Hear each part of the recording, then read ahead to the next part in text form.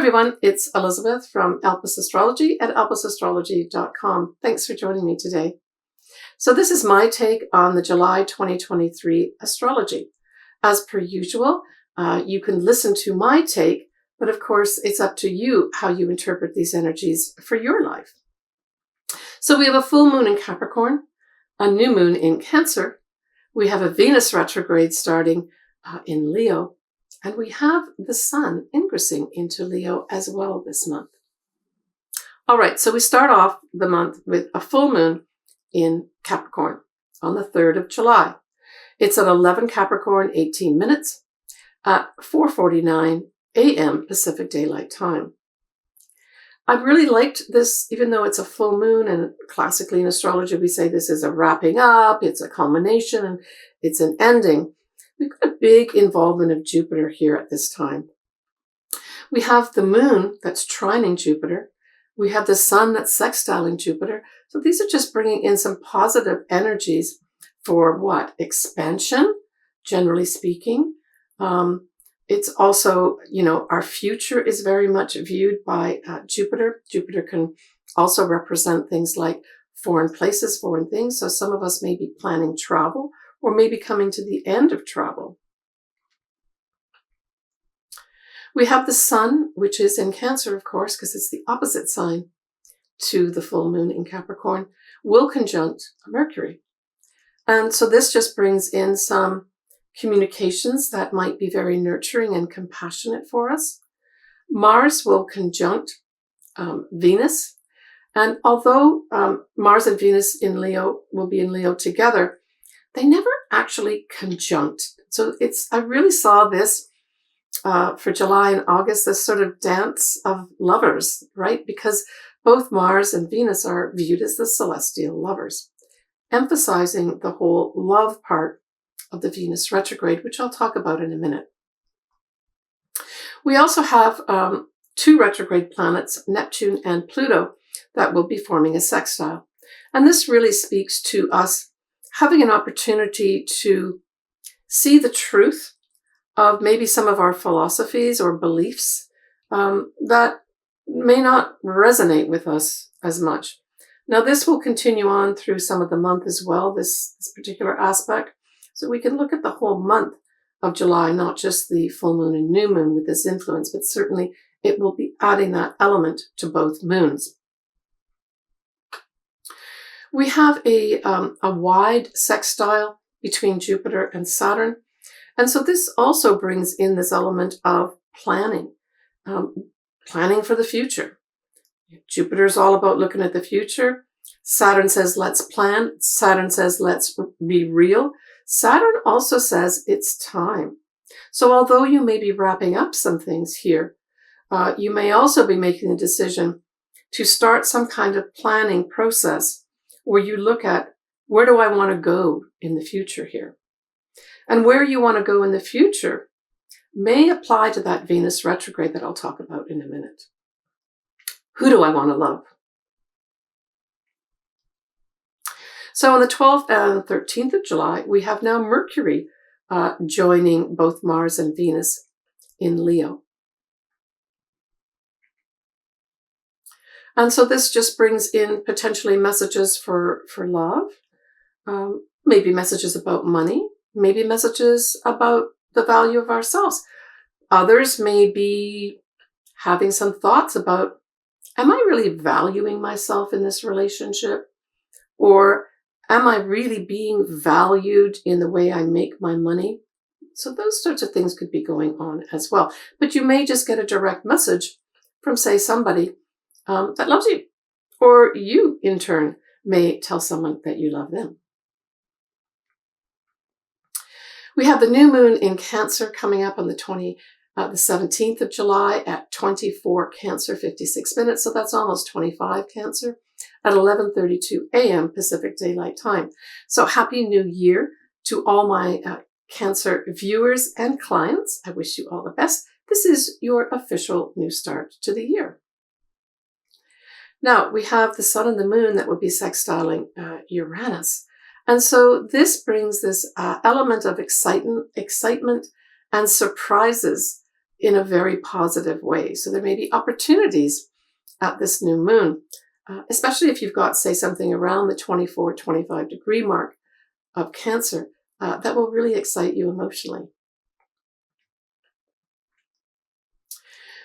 We do have a wide opposition with the Sun and Moon at almost 25 Cancer, with Pluto retrograde in Capricorn. And although it's off a few degrees, because Pluto is such a powerful planet, I really wanted to say that I think this influence is there by opposition. So this can just basically bring in some very powerful emotions bubbling up to the surface, right? And this can be positive or negative, depending, where we're at, I guess. In particular, are we feeling nurtured? Are we feeling that we're nurturing too many people and we're not getting nurturing ourselves? I would say at this new moon, this is asking us to take new steps with regards to nurturing ourselves first and being compassionate with ourselves first before we try to do the same for others. And again, we've got this whole Neptune and Pluto sextile, reviewing maybe some of these practices that we've been doing, some of the philosophies that we've had. Maybe some of our dreams may come into the picture here. I really felt this strongly during both moons for sure, that it may be a time where our dreams actually give us some truths in our lives as well. So the next thing that we have happening here, on the 23rd of July at 10 a.m. Pacific Daylight Time, we have Venus going retrograde in Leo at 28 degrees of Leo. So I did do a video, an extensive video on this, and I included all the ascendants and sun signs. I put the link below here in the text box, so please feel free to watch it if you would like. I do go into a lot of detail. It was 8 years ago when we had a Venus retrograde happen in Leo last time. So you might want to reflect back to remember maybe what was going on, because some of us will literally have a past love come back into our life that was significant at this time. Now, it can also mean, especially with Leo, past significant friendships in our early days. That sort of thing can come back for you too.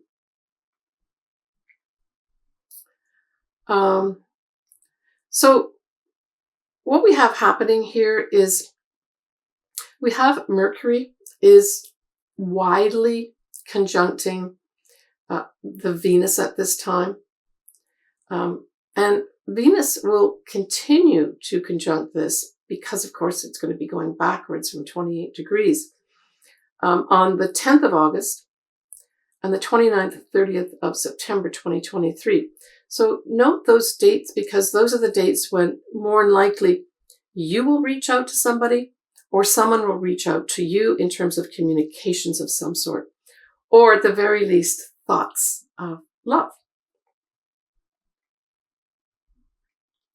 At this Venus retrograde, we have nicely the moon at 5 degrees of Libra. And recall that Venus in the natural zodiac rules Libra as well as Taurus. But in this case, it provides this other lovely aspect with regards to the sign that the moon is in. And I think it just lends a very nice supporting energy, as well as an attracting energy. Don't forget that Venus at its core really likes to attract.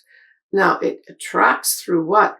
By being beautiful, by being nice, by being sweet, by socializing, by having nice manners.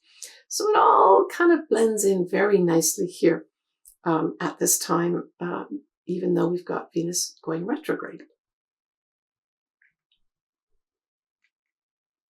And so there's a wide sextile with that moon, with the sun in Leo. Because, of course, we have Leo, or it's the sun rather, ruling Leo, enters Leo at the same day as this Venus retrograde. So even though it's a retrograde, I really saw that this was so positive at this time.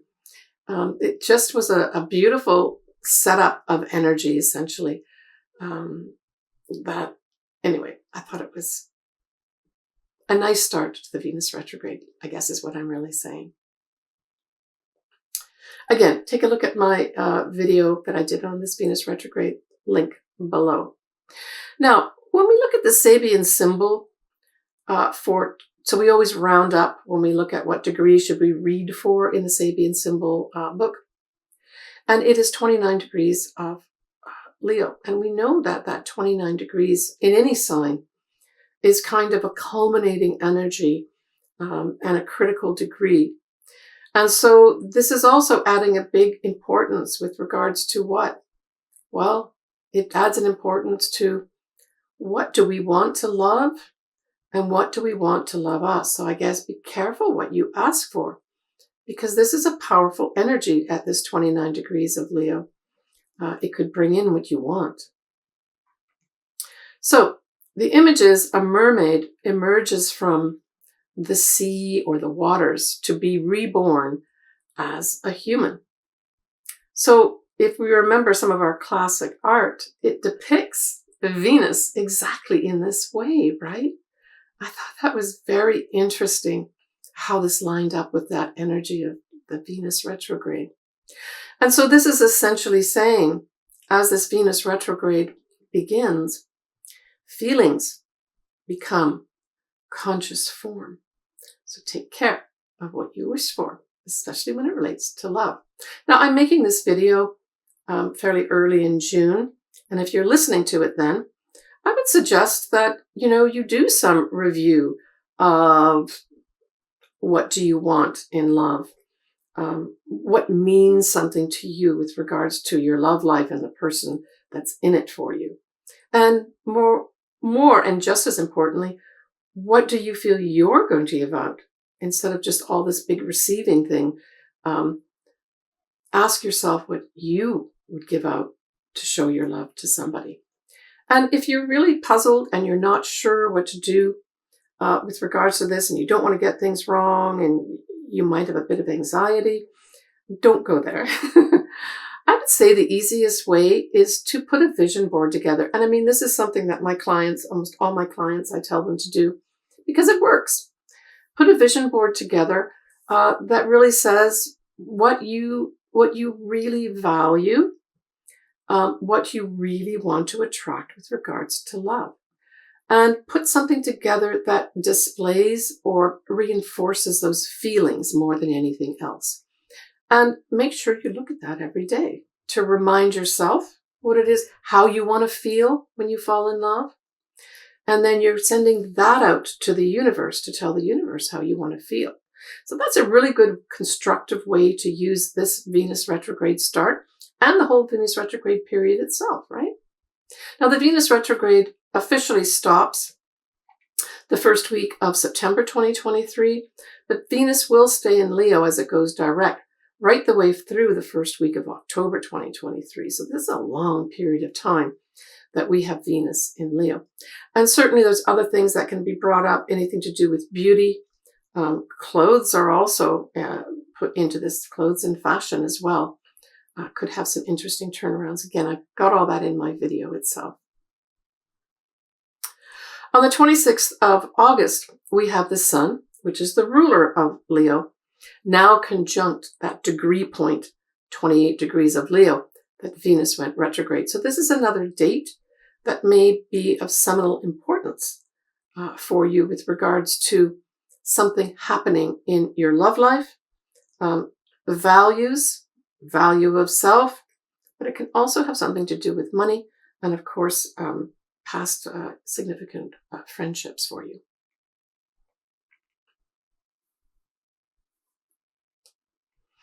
So on and around this time, of course, we have the north nodes will be changing sign. The transiting north nodes will be changing sign, and they start at the end of a sign. Remember, there's 30 degrees in every sign. And so we have the transiting north nodes now going into 29 degrees of Aries. And so this is a pretty important time period where, we've got Aries in particular highlighted. If you've got your north nodes in Aries, this is a whole cycle of about 18 months where you will have eclipses happening in Aries. as well as in the opposite sign of Libra.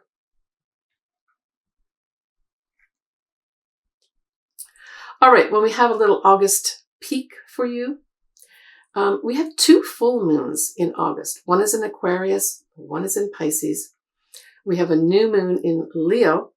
And so that new moon in Leo in August at 23 degrees of Leo will also be important for some folks as well, because it'll usher in some newness, even though we still have the Venus retrograde going on throughout August.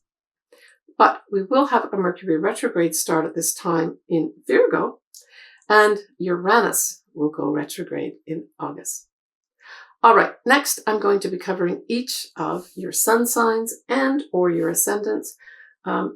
I say if it resonates with you, read your sun sign, listen to your sun sign.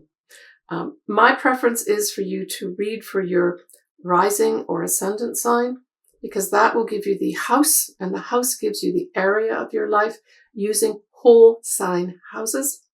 And then listen to your sun sign, because the sun is the most important luminary in your chart, right? So for Scorpio, that full moon in Capricorn sextiles your sign, and it's in your 3rd house. So this brings in, I would say, for some Scorpios, probably some very favorable feedback from superiors or managers or directors above you.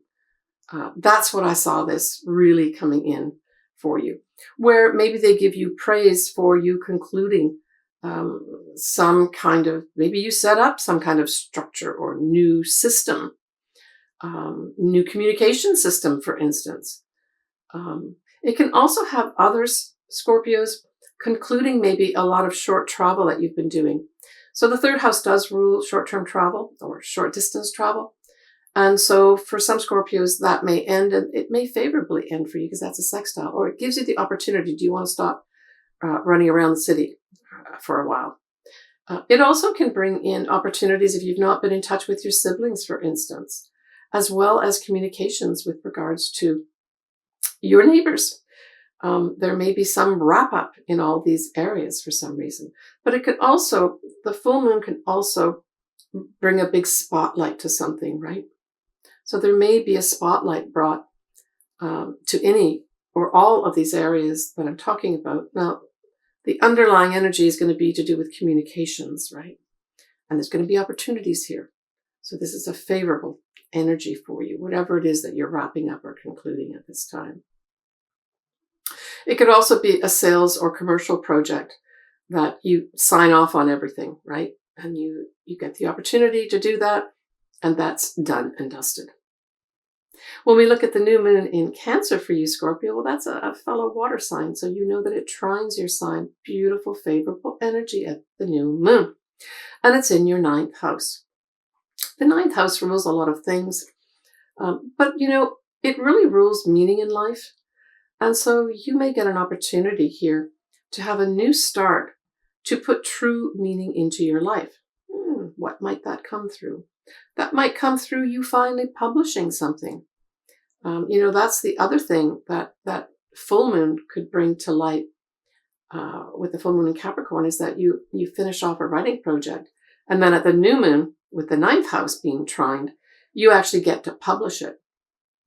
It can also bring potentially some new ideas for traveling. You get this wonderful idea to go traveling somewhere, maybe even on the water. Something that you really feel supports and nurtures you and makes you feel good. For others, it could be some new start with regards to some kind of legal matter of some sort. For others, it could be some kind of foreign connection of some sort. And certainly for those Scorpios that were, say, entering into some kind of sales or commerce situation, wrapping up maybe the contracts at the full moon in Capricorn, now comes this new moon, and you're able to take a whole new start now, working with some kind of foreign connection of some sort. When we look at the Venus retrograde in Leo for you, Scorpio, it squares your sign, and it is in the 10th house of career. So what this tells me is that for some Scorpios, you're probably going to be doing a really careful review of your value at work, the value of your career for yourself, or just how you're valued in your career. And so that Venus retrograde period will be more in line with that type of energy for some Scorpios. Or maybe you'll say, you know what? I don't think this career is valuing me and giving me enough money. I'm going to have to change it up. And you take the Venus retrograde period to explore other career areas. For others, a direct translation is this, is that someone that you got involved with at work becomes a challenge. Now, it doesn't mean it's going to necessarily end. It just may be difficult. And that can play out in many different ways. It doesn't mean necessarily the person can be difficult, although that would be the direct translation. It can just say that it's very difficult to have, and you don't need an astrologer to tell you this, to have a relationship at work and still see to be effective in your career as well. So that could play up here too. For others, it could just be some kind of shortcoming with regards to, say, money in the career. And that could play out in different ways as well. For others, it could just be that there's a female that's difficult at work. And I've made this video early June. So maybe if that sort of thing is coming into view right now, figure out ways to sweeten the pot a bit and try to make people happy. This is, it is a long time period that Venus is in Leo, but certainly once it goes direct, which is, the first week of September, there should be some let up on that, but you might want to think about that a little bit if that's a situation that you're in, Scorpio. All right. Take care, Scorpio. All right, folks. Well, that wraps up my July video. If you would like your chart done, I would love to do it. Astrology means a lot to me, and I absolutely love doing it, interacting with all my clients. I love them all. Sending everybody lots of love. And especially during this month of July with the Venus retrograde, you're going to have a chance, I think all of us are going to get a chance to either continue with our love story or start seeing a love story that could begin, but making sure that it's true love and it's not all just show. Others, it's going to bring in some money potentially through creative projects. All right. Take care, everybody. We will talk to you next month. Bye for now.